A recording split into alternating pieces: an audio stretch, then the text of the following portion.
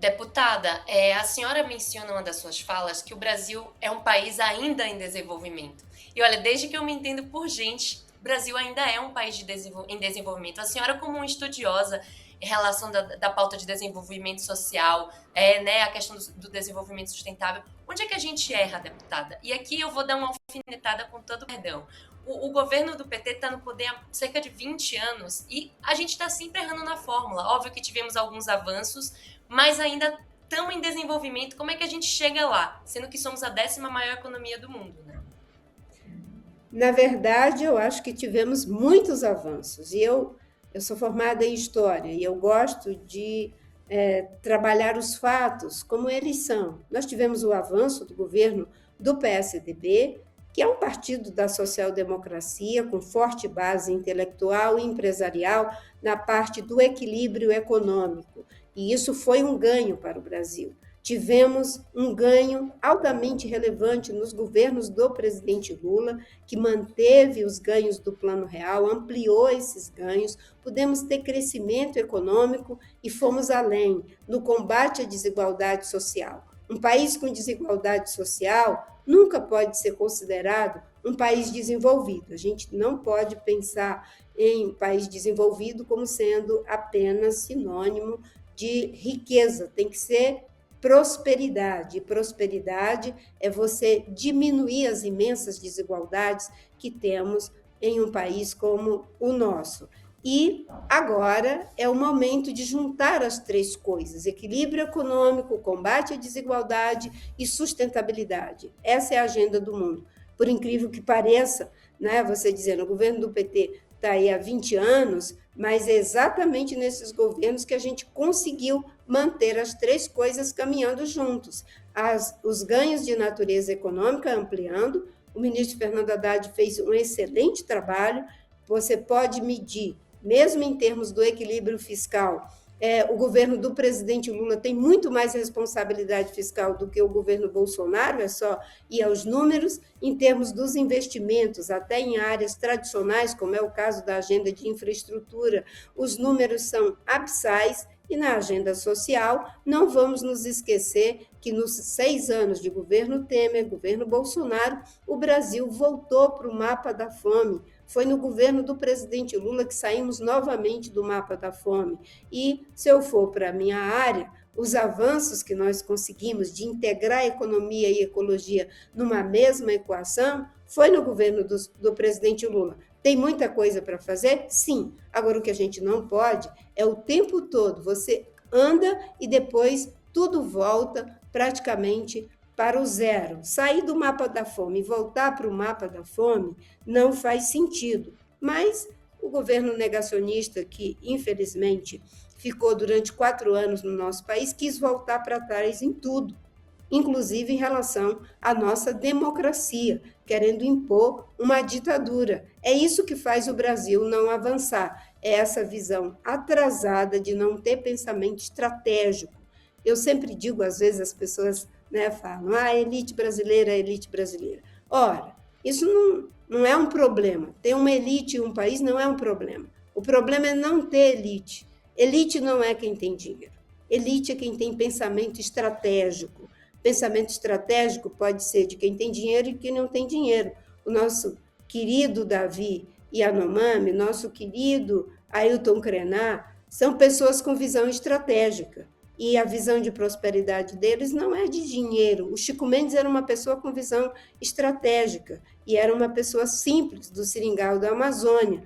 Ser a elite de um país é pensar estrategicamente, avançar quando precisa, fazer mediações quando é necessário, como fez agora o presidente Lula, quando fomos taxados por orientação de uma família que, em vez de pensar no Brasil, pensa em si mesmo, em 50%, e agora ameaçados de ser taxados novamente, inclusive usando o desmatamento como desculpa. Só que eles pegaram dados do governo anterior, nem consegui se atualizar com os dados da NASA, que acompanha o desmatamento, o governo Trump tem competência para fazer. Quero pegar seu gancho, né, a respeito, inclusive, do governo Trump, porque também em entrevista aqui à Rede TV recentemente, a senhora disse que os partidos que a cortejam têm uma defesa intransigente da nossa soberania, né, da soberania nacional. Inclusive, tivemos recentemente o apoio do PV à sua pré-candidatura ao Senado por São Paulo. E aí, com relação à soberania nacional, esse tópico fica muito em pauta e ficou muito em pauta quando a gente teve recentemente a classificação, passando a valer, né, a classificação por parte do governo dos Estados Unidos das facções criminosas PCC e Comando Vermelho como terroristas. Então, quero aproveitar também para ter a visão da senhora a respeito dessa classificação, tendo em vista que a senhora disputa, entre, né, os pré-candidatos com os quais a senhora disputa para o Senado em São Paulo, está Guilherme Derrite, que foi secretário de Segurança Pública e que essa é uma pauta, uma tecla na qual ele tanto bate. Na verdade, o debate sobre segurança pública eu iniciei em 2010. Em 2010, eu dizia que era preciso nacionalizar o tema da segurança pública. Eu não sei se vocês lembram, vocês são muito jovens, mas naquela época, muita gente dizia que isso era um problema dos estados. E eu já tratava como um problema que, se não fosse a união do governo federal com os estados, ia dar no que deu. Agora, essa questão das facções serem tratadas como organizações terroristas, isso foi uma articulação da família Bolsonaro, que do mesmo jeito que articulou o tarifaço contra o Brasil, foi articular esse gancho para colocar, né, essa ameaça sobre o Brasil de intervenção americana. Não vamos nos esquecer de que quando, antes da invasão da Venezuela, que foi uma invasão, depondo um governo que eu discordava dele em gênero, número e grau, mas não é assim que se deve aceitar a interferência de um país em outro, como fez os Estados Unidos em relação à Venezuela. O que eles estão fazendo é um gancho para ficarmos sob a ameaça de intervenção americana. Eles, antes de invadirem a Venezuela, diziam que estavam combatendo o terrorismo e isso foi o pretexto para fazer o que fizeram. Nós somos um país soberano, temos que enfrentar o problema da criminalidade, utilizando uma série de mecanismos, fortalecendo, treinando a polícia, trabalhando com inteligência, fazendo integração das polícias, olhando para todos os meios tecnológicos, tanto do ponto de vista mesmo do acompanhamento dessa criminalidade com as melhores tecnologias, mas também as melhores tecnologias sociais. Até porque o enfrentamento de questões como feminicídio vai além, não é, de achar que isso é apenas a gente ter mais polícia. A polícia é importante, mas existem outros mecanismos que precisam ser igualmente combinados. Eu não concordo com essa postura entreguista de criar ganchos, de criar amarras para qualquer tipo de intervenção na nossa soberania. Temos que tratar a questão de segurança, inclusive de forma suprapartidária, independente de quem seja o governo que venha a ganhar pela vontade do povo nos estados, temos que trabalhar juntos. É assim que o presidente Lula se dispôs desde o início a cooperação entre os estados para que a gente possa fazer o enfrentamento do crime organizado, da violência que assola as pessoas que se sentem inseguras na rua e tratar isso de forma ampla, inclusive criando alternativas para que as pessoas se sintam seguras também no seu bairro, para que as pessoas tenham mais condições de vida digna quando vão trabalhar, com transporte, com ruas iluminadas, com mais tempo, inclusive para descansar, né, e poder se proteger muitas vezes de situação de exposição, como foi o caso de termos aprovado o fim da jornada 6x1. Deputada, eu tô com a senhora quando a senhora fala que quer fazer uma vista grossa em relação ao combate ao feminicídio. E, de fato, a gente sabe que esses números só aumentam e são subnotificados ainda no Brasil. Ontem, o pré-candidato à presidência Flávio Bolsonaro lançou um plano de Brasil sem medo, onde ele trouxe duas pautas em relação ao feminicídio que são muito interessantes. Uma delas é que ele vai fazer vista grossa ao feminicídio e pela primeira vez eu vejo a direita se posicionar muito claramente em relação a isso. Vamos ver como é que vai ser a repercussão. E um dos pontos que eu achei que gera o debate é a questão de castração química para abusadores de mulheres. Como a senhora avalia essa questão da segurança, de uma segurança mais dura, inclusive punitivista, em relação aos criminosos que cometem feminicídio e o abuso de mulheres? Na verdade, a ideia de fazer vista grossa é não dar atenção, não dar atenção. E o governo de São Paulo não tem dado a devida atenção para o grave problema do feminicídio, não tem dado atenção para o grave problema do estupro e do abuso de vulnerável, que no governo de São Paulo, em comparação ao governo anterior, teve um crescimento de 34% o feminicídio e de 7% o abuso de pessoas vulneráveis. Como eu disse anteriormente, a questão do enfrentamento da violência contra as mulheres é um conjunto de medidas que vem desde investigação rigorosa, punição rigorosa daqueles que cometem essa forma de criminalidade, mas também de ter uma rede de proteção às mulheres. As mulheres que denunciam, a maior parte delas não se sentem protegidas na hora que fazem essa denúncia, porque não são adequadamente acolhidas. Muitas vezes elas vão para as delegacias e nas delegacias elas são mais interrogadas do que acolhidas. Eu mesma tive a oportunidade de ter o depoimento de uma mulher que ela disse que era o tempo todo agredida pelo seu companheiro e que ela chamava a polícia, que ela, enfim, ligava e nunca vinha um socorro. No dia em que legítima defesa, a filha dela, para defendê-la, teve que dar uma cadeirada no agressor, imediatamente a polícia chegou. E muitas vezes essas delegacias, elas não ficam funcionando o tempo todo, inclusive algumas delas, no momento em que as mulheres mais precisam, que é durante a noite, no final de semana, em que as mulheres são agredidas em função, muitas vezes, do uso do álcool, que faz com que essa violência aumente no espaço familiar. Determinadas medidas que são tomadas apenas à base da força, sem considerar o conhecimento técnico, científico, as abordagens de natureza social, antropológica, cultural, usando o melhor da ciência do comportamento humano, elas não resolvem. Mais violência não resolve. O que resolve é competência, inteligência, rede de proteção e várias políticas combinadas para proteger as mulheres. Ministra, quero aproveitar também para te ouvir a respeito da COP30, né? Nós tivemos a COP30 tendo sido realizada em Belém do Pará, realização no Brasil, e que foi chamada de COP da implementação. E aí tem toda aquela questão de que foi aventado aí, foi pensado o tal do mapa do caminho, né? Para, de fato, caminhar para essa implementação.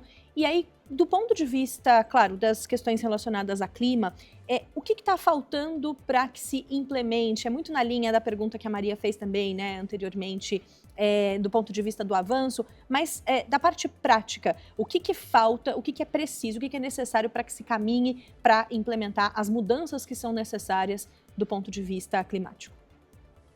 Do ponto de vista climático, primeiro precisa entender que a mudança do clima, do mesmo jeito que a migração, por exemplo, os problemas de saúde trazidos, sobretudo, pelas pandemias, não tem como ser resolvido isoladamente por um país. E você mesmo acabou de fazer uma conta muito interessante, que é a imposição da maior potência bélica e econômica em relação aos atrasos na agenda climática. Mas o Brasil tem avançado, apesar desse contexto adverso. É o único país do mundo que tem o compromisso de zerar desmatamento até 2030, um compromisso assumido internamente e com resultados altamente promissores, considerando que o maior vetor de emissão de CO2 no Brasil, mais de 50%, acho que 45% das nossas emissões vem do desmatamento.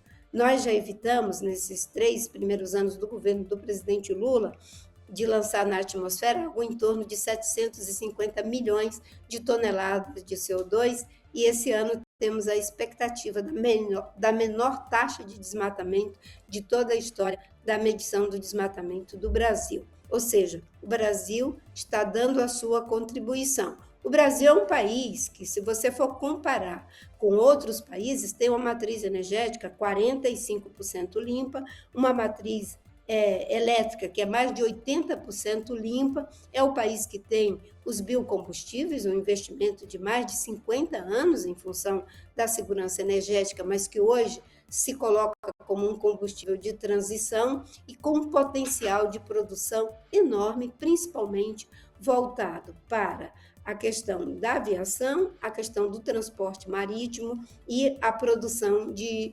hidrogênio verde para poder ajudar na mudança da matriz energética global. Agora, nós ainda temos muitos desafios. Nós podemos ter uma matriz energética 100% limpa, diversificada, distribuída, porque temos um grande potencial em termos de energia solar, energia eólica, energia de biomassa, energia de hidroeletricidade em condições adequadas e hidrogênio verde. Então, nós ainda temos muito que avançar. E estamos avançando. Nós temos um plano de transformação ecológica, como eu disse, que já está sendo implementado. Nós temos toda a parte do Plano Clima, que é um plano que está sendo feito e já implementado por 25 ministérios, com metas de redução de CO2 entre 57% e 59%, e uma agenda voltada para todos os setores, como eu falei, todos os gases, na parte de agricultura, de transporte, de indústria, de infraestrutura de um modo geral, e também na parte de desmatamento. Ou seja, o que falta é essas políticas terem continuidade. Se elas forem interrompidas, como foram a partir de 2016 até 2022, aí realmente o Brasil não anda, porque você empurra a pedra até o topo, depois ela despenca novamente. É isso que faz com que o Brasil não avance. Eu posso te dizer que nos governos anteriores a gente conseguia avanços, né? Na época do PSDB, a gente conseguiu alguns avanços que foram importantes. Nos governos do presidente Lula, conseguimos avançar muito mais, tanto é que o plano de prevenção e controle do desmatamento surgiu no governo do presidente Lula, toda uma parte voltada para essa questão da transição energética também nos governos do presidente Lula, mas foram interrompidas no governo Bolsonaro, infelizmente, e pelo que eles têm aprovado no Congresso Nacional, é isso que faz com que o Brasil não avance. Acabaram de aprovar uma lei, aqueles que defendem a candidatura do Flávio Bolsonaro, eles aprovaram uma lei que não se pode mais fazer os embargos remotos. Nós temos o melhor sistema de monitoramento por satélite em tempo quase real, e você criar toda uma dificuldade para que não se faça os embargos remotos é a mesma coisa que você diga que não pode fazer a multa por quem cometeu um crime no trânsito, porque ela foi alcançada pelo radar, e que só serve se for o policial rodoviário e diretamente aplicar a multa. Eles propõem. Acabaram de propor que em áreas remotas, aprovar que em áreas remotas, onde você tem muita dificuldade para chegar, para fazer uma operação, não se pode destruir os equipamentos dos criminosos. Ora, uma infraestrutura de altíssima dificuldade de chegar nessas áreas remotas, isso é muito dinheiro. As operações para irem para essas áreas têm um custo enorme. Você vai lá, faz a fiscalização, aplica a multa, as equipes têm que se retirar do local, na hora que você sai, eles vão começar de novo, seja o garimpo, a exploração de madeira, o que for, mesmo quando você destrói esses equipamentos. Nós tivemos uma experiência numa terra indígena que destruímos cerca de 30 e poucas dragas. Em menos de 20 dias, eles tinham colocado 42 dragas para dar uma demonstração de força, que como essa criminalidade tem alta liquidez, eles podem ir lá, invadir, roubar ouro, roubar madeira, agredir os indígenas. Essa mentalidade é o que faz com que a gente não avance, porque isso não é só uma mentalidade. Quando alguém chega ao poder com essa visão, isso passa a ser uma dura realidade que atrapalha os interesses comerciais do Brasil, os interesses econômicos e principalmente prejudica a vida das pessoas. Durante essa gestão do governo do presidente Lula, só na área de combate à criminalidade ambiental, nós reduzimos a violência em 15%, principalmente na Amazônia, evitando 1.500 mortes por ano. Isso é muita coisa. São ações combinadas como essas, por quê? Você tem que criar um ambiente de paz, mas para que a paz se estabeleça, você tem que tirar o que não pode, estabelecendo o que não pode. Por exemplo, nós fizemos já vários leilões, inclusive na Bolsa de Valores, para o manejo florestal sustentável. Só no município de Apuí foi mais de 400 mil hectares. Vai gerar emprego, vai gerar receita para o município, vai gerar renda. Não é por acaso que esses municípios que mais desmatavam, agora o desmatamento lá cai 60%, mais de 60%. Isso é política pública, com visão estratégica, que combina tirar o que não pode e estabelece o como pode, e até mesmo aquelas pessoas que discordam, no longo e no médio prazo, elas se sentem felizes. Uma das coisas mais emocionantes para mim foi um leilão que nós fizemos na Bolsa de Valores. Depois teve uma coletiva e uma jornalista fez uma pergunta para o prefeito da cidade, dizendo, mas o senhor antes não era assim, assado? Tem várias multas contra o senhor? Ele disse, pois é, mas agora eu estou me regenerando.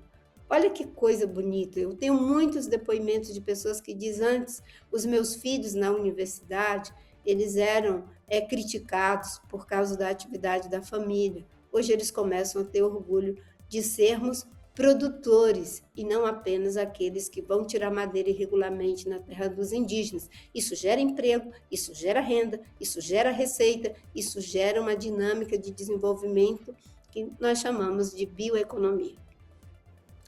Quero te agradecer muito por ter conversado aqui conosco. Marina Silva, deputada federal pela Rede, pré-candidata ao Senado por São Paulo, conversou aqui no Rede TV Notícias, primeira edição. Muito obrigada, ótima sexta-feira. Também aproveito para desejar um ótimo fim de semana. Obrigada a vocês duas por essa oportunidade.